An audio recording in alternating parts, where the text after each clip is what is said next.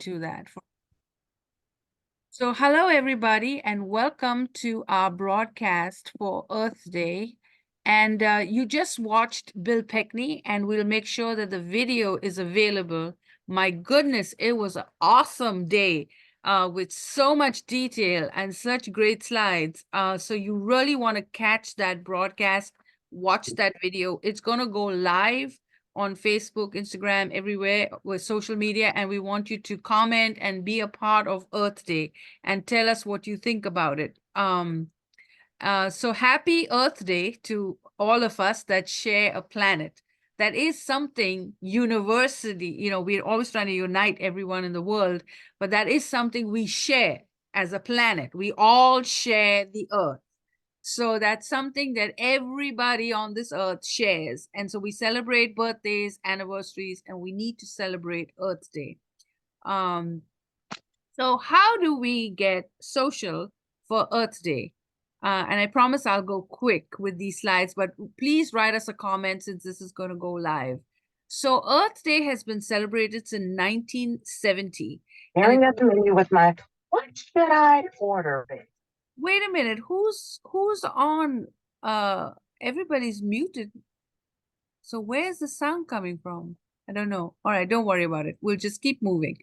So it is an important day for us to celebrate our planet and talk about issues that concern this planet. And that's why we want you to watch our video and share our videos across all your channels and talk about it on social media. So as many of you know, there's billions of people on social media. And so use your social media to talk about Earth Day and what it means to you. Because the more we talk about it, the more we can spread this message. And one of the easiest ways, let's say you have no experience with Earth Day, is just use hashtags, Fridays for the future, or you can start your own hashtag for Earth Day. You want to continue to give people tips about Earth Day, and you want to be very short and concise. So if you want to do a reel or a video or a story or a post, come to the point, tell people why it is that you are interested in Earth Day and what is it that you would like to share. There's lots and lots of videos that are free and you can share them on your posts. So National Geographic is an example. Earthday.org is another example. And you can get tons and tons of videos that you can just share on your social media. So look, when you want to post a photo or a video, look for some striking images, some great photography that's going to catch people's eyes and that's going to make people interested about our planet. You can do some, astronauts, Apollo. You can have pictures of wildlife if you're an animal lover. Anything that means something to you and the planet, and get going. You want to take a lot of interest in being an advocate for the environment. And yes, you can. You're a citizen of the earth and you're on this planet. So you are an environment advocate and you can use your social media to get people to stop plastic pollution, get causes with the World Wildlife or any of the United Nations programs. And yes, there is an Earth Day organization and they do celebrate Earth Day. And this year we've been involved with them and they've given us tons and tons of footage. And so it's done for you. You just have to share it. And finally, again, use your platforms, Facebook, Instagram, Twitter, Pinterest, wherever you are, use it. Today is the day to talk about Earth Day. And if you don't want to talk about it, look at other people's websites and learn something from someone else.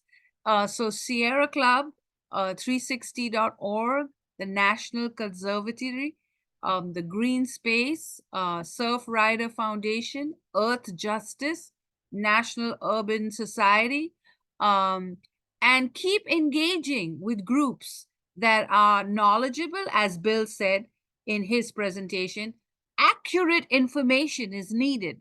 So you want to follow people that know what they're talking about versus, people who want to give you their personal opinions. And another tip is start getting involved, join some environmental groups, maybe, wherever you are, ask questions, get involved with our Zooms, and Bill Pekny is our resident expert. So if you have a question for him, I can always email it to him. So if you write us a comment, I can share it. And then get involved, and ask people around you to get involved. So it's as simple as that. And if you have any questions, you can go on our website. We actually have a whole page of Earth Day. And so we have lots of experts on it. Get resourced. And also you can get his book as well, A Tale of Two Climates. So thank you for watching our broadcast, and we hope to see you again. We do this all through the year. We don't just do it on Earth Day, but join us again for our next broadcast. So Bill, if you'd like to summarize, give us a quick tips, and then I'll let Elton give some quick tips. And if Linda wants to give some quick tips, then we'll close the broadcast. As we're closing out, tell us what you do to prepare for the winter.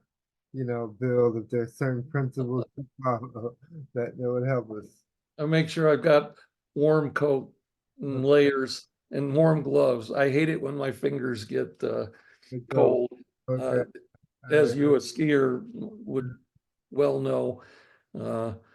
At least I think you're a skier at one time in your life. Yeah. So just I think my biggest thing is think critically. Look at both sides of the stories, or all sides of the stories. Don't just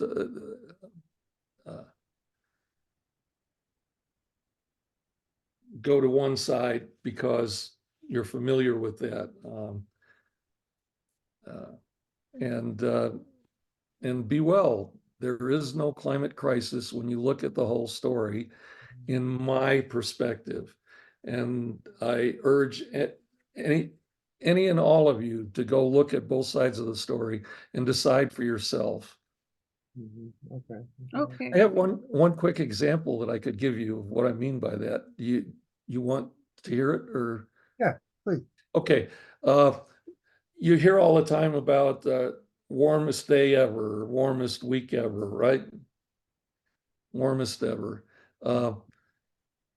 If you think about, or if you look at, like I do, at how we measure temperature today electronically versus how we measured temperature when I was a kid back in the late 1950s, when it was with glass bulb thermometers still.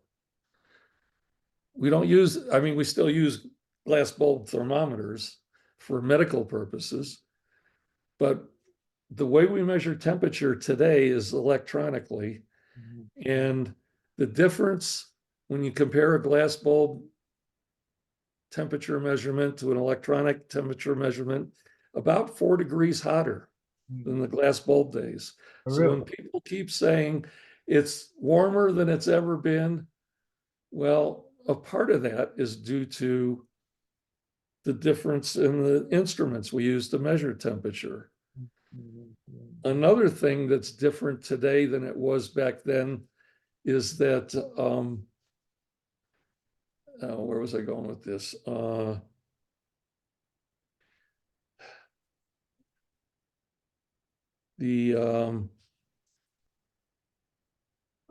was I?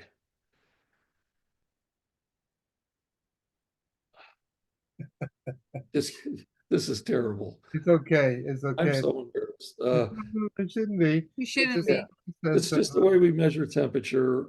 Oh yeah, urban heat island. We have a lot more people living in cities than rurally.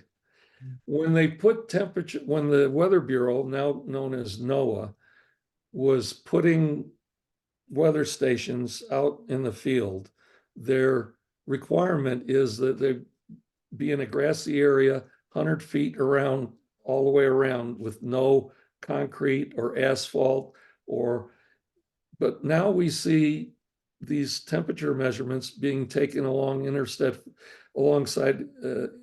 on interstate freeways and airports in particular, which are big concrete monsters, right?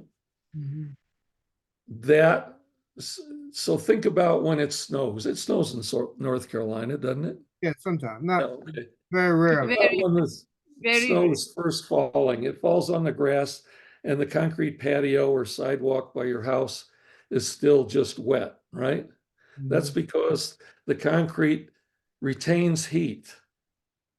And that's, and urban heat island is they're talking about temperature sensors that are in cities with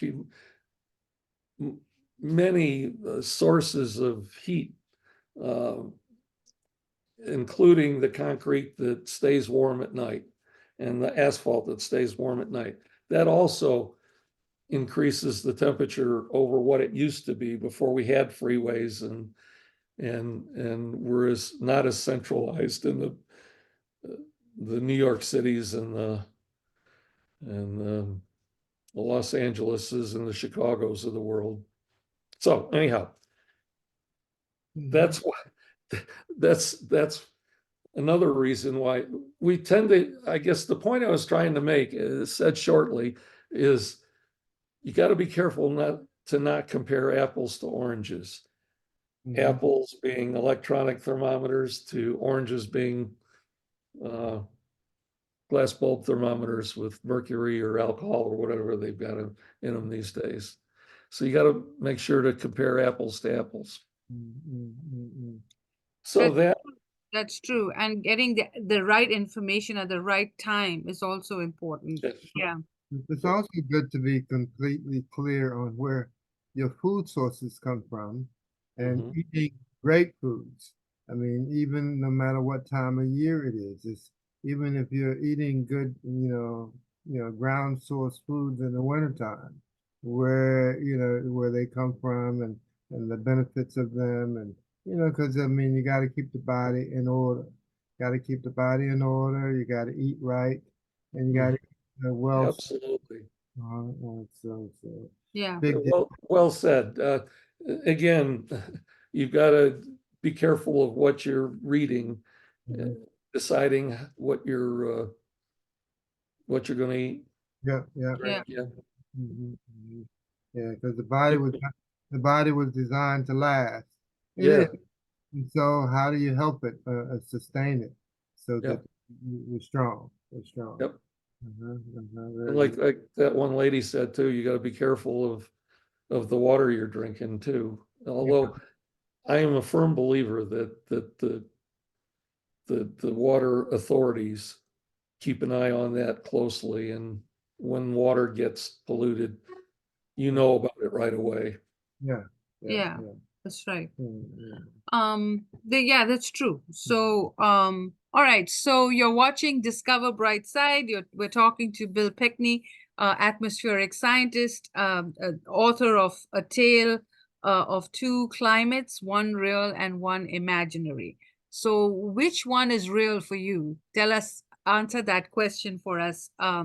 And we will be so happy if you write us a comment or a question. Thank you so much. And we will be back soon all week with Earth Day. Thank you. Thank you, Bill. Appreciate you, man. Hey, you're welcome. And my apologies for not being available